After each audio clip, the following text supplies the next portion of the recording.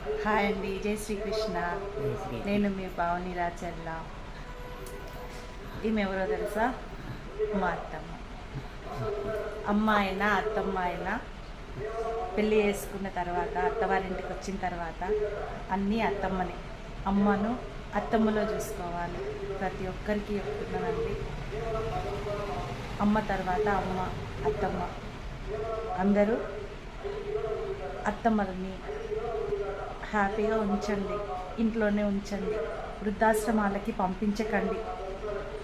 ఎందుకంటే మన అమ్మ లాంటిదే కదండి అత్తమ్మ కూడా.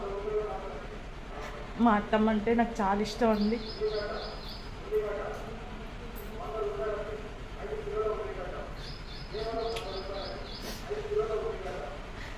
ఓకే అండి, థ్యాంక్ యూ. అందరికీ హ్యాపీ మదర్స్ డే. హ్యాపీ